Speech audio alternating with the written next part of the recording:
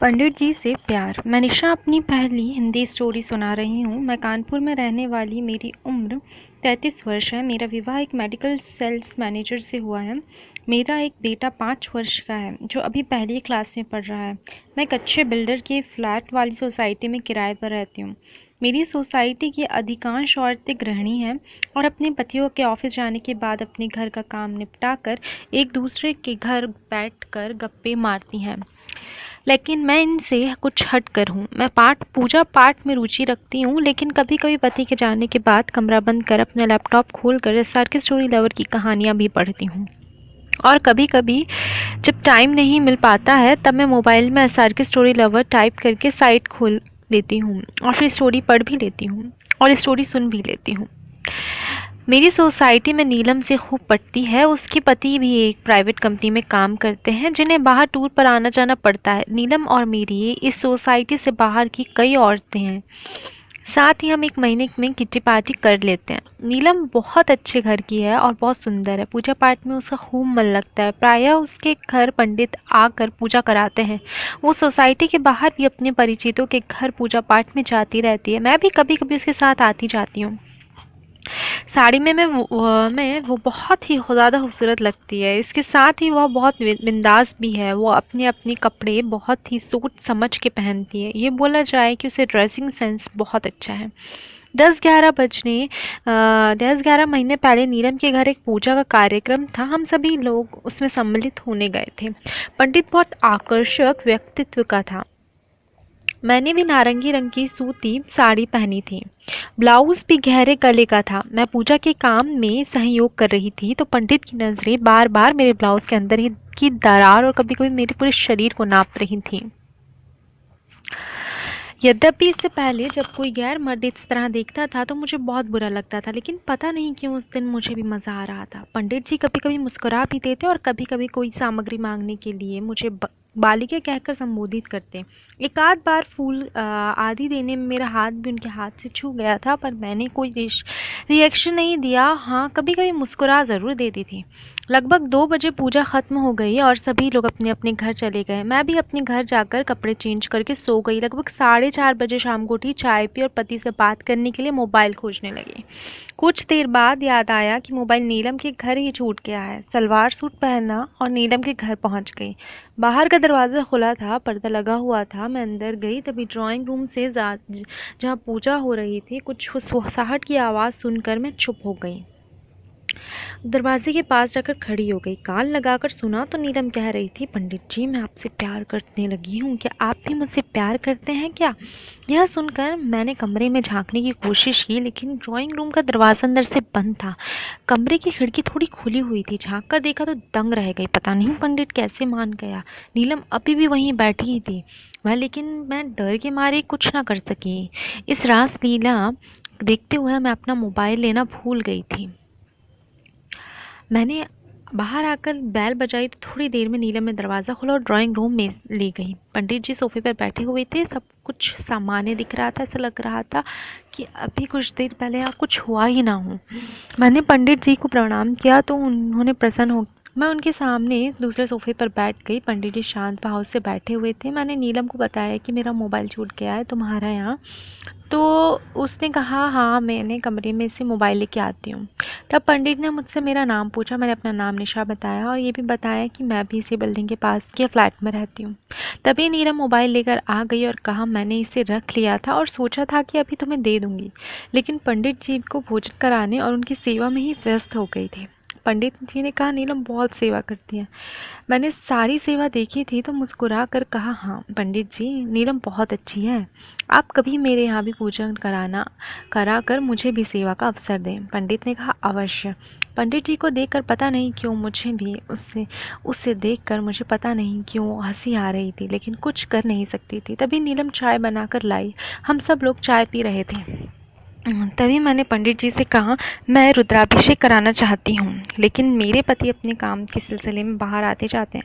मेरे घर पर नौकर भी नहीं है, तो घर पर रुद्राभिषेक कैसे करा सकती हूँ? नीलम ने पंडित जी से पूछा तो पंडित जी ने बताया कि वैसे तो वे इस समय हरिद्वार जा रहे हैं, लेकिन 2 महीने बाद मेरे एक जजमान के यहाँ 3 दिन का एक यज्ञ होगा, उसमें रुद्राभिषेक भी होना है। अगर मन बने तो यहाँ कार्य वहाँ हो सकता है। अपनी सहमति बताई। फिर कुछ देर और बातें हुई और मैं घर चली आई। दूसरे दिन मैं नीलम से मिलने उसके घर आई तो उसने बताया कि पंडित जी सवेरे चले गए।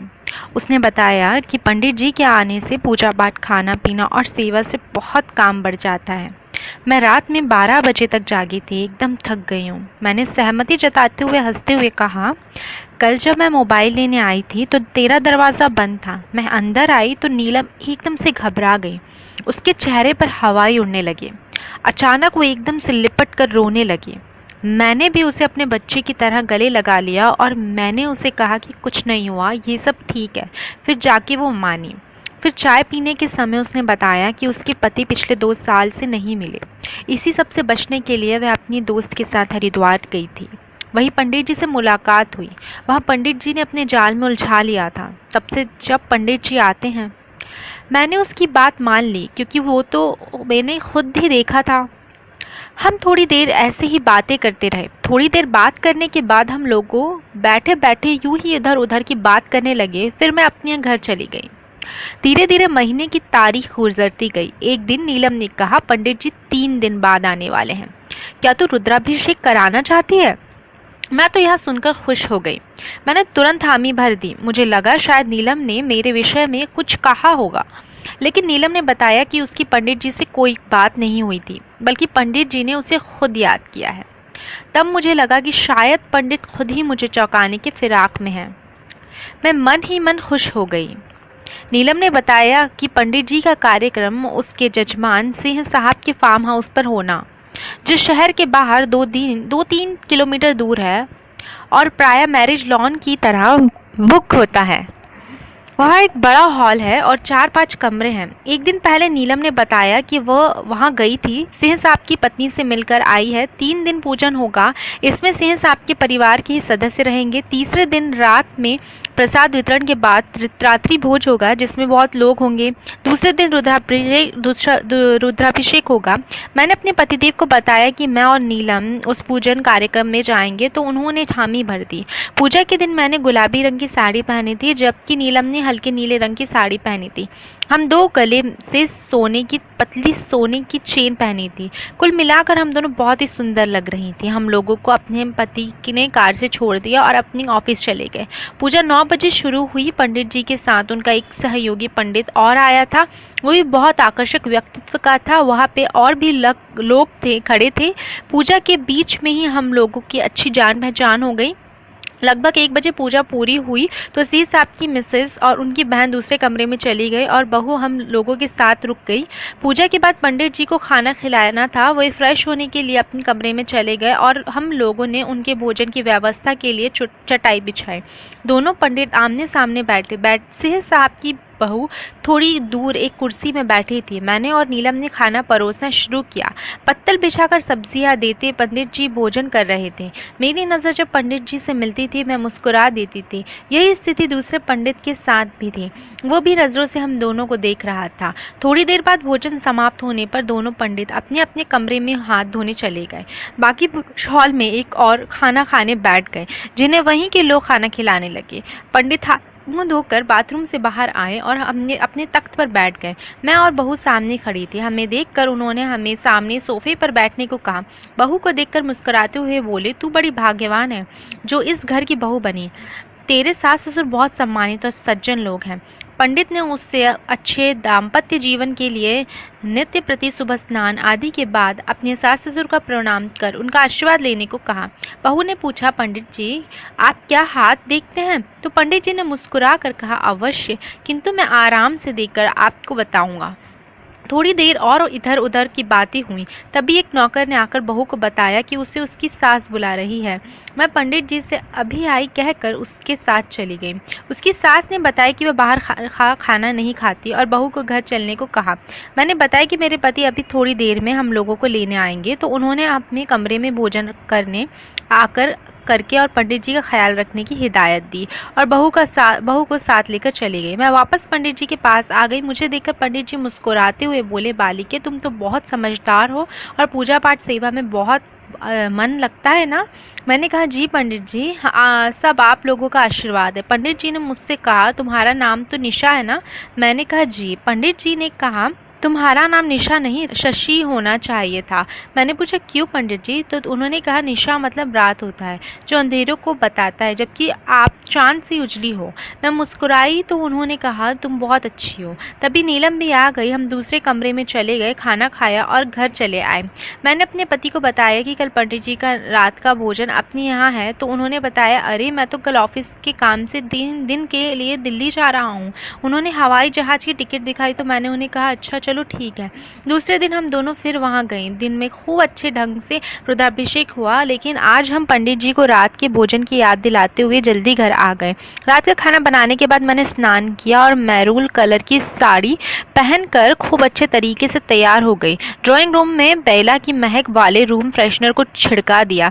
नीलम को पूछा तो वह भी तैयार हो गई थी। नीलम के पति पहले से ही शहर से बाहर थे। वो भी मेरे ही घर आकर इंतजार करने लगी। लगभग 7:30 बजे पंडित जी अपने साथी के साथ आए। हमने पैर छू कर प्रणाम किया और ड्राइंग रूम में बैठाया। लगभग सवा घंटे पंडित जी ने अपने पूजन के कई किस्से सुनाए। उसके बाद लगभग 9:30 बजे हम दोनों ने उन्हें भोजन कराया। पुजारी जी और उनके सहयोगी कुछ देर ड्राइंग रूम में बैठे रहे। इस बीच हम दोनों ने भी खाना खा लिया। खाना खाने के बाद नीलम ने कहा, पंडित जी मुझे कल के प्रोग्राम के लिए इनसे कुछ बात करनी है, तो मैं इनको अपने साथ ले जा रही हूँ। पंडित जी ने हामी भर दी। नीलम के जाने के बाद मैं और पंडित जी ही रह गए थे। मैं बहुत खुश हुई और पूछा, मेरा कौन सा नंबर है? मैंने बताया, पंडित जी ने आपसे अलग तरह से प्यार करती हूँ। क्या आप भी करते हैं? अगर करते हैं तो फिर जल्दी से बोल दीजिए। पंडित ने कहा, मैंने सोचा तो नहीं, लेकिन तुमसे और कोई नहीं। मैंने बताया, नहीं, आपको हाँ बोलना ही पड़ेगा, और उन्होंने जल्दी से हाँ बोल दिया। फिर दूसरे दिन सुबह 5 बजे पानी गिरने की आवाज़ से नींद खुली तो देखा पंडित जी नहा रहे हैं। थोड़ी देर बाद पंडित जी नहा के निकले और पूजा पाठ पर जजमान के यहाँ जाने को तैयार हो गए और ड्राइंग रूम में बैठ गए और मेरे बच्चे को तैयार कर स्कूल छोड़कर आ गई। हम लोग फिर से एक दूसरे को प्यार से आई लव यू बोले ही थे। तभी कुछ देर बाद नीलम के साथ सब कुछ सामान्य सा दिख रहा था। ऐसा लग रहा था पंडित लोग नाश्ते के बाद दशमान की गाड़ी से कार्यक्रम स्थल चले गए, और इस तरह से मुझे पंडित जी से प्यार हो गया था। दोस्तों, मेरी स्टोरी कैसी लगी आप सभी को? और दोस्तों, मैं देख रही हूँ कि कोई भी पेटीएम नहीं कर रहे हैं। अगर आप चाहते हो कि मैं स्टोरी बनाऊँ तो फिर आप इतना सा काम कर सकते हैं कि कम से कम 10 रुपये भी कर सकते हैं। वीडियो को लाइक, शेयर और कमेंट करना बिल्कुल ना भूलें और चैनल को सब्सक्राइब करें। अब मैं चलती हूँ। बाय।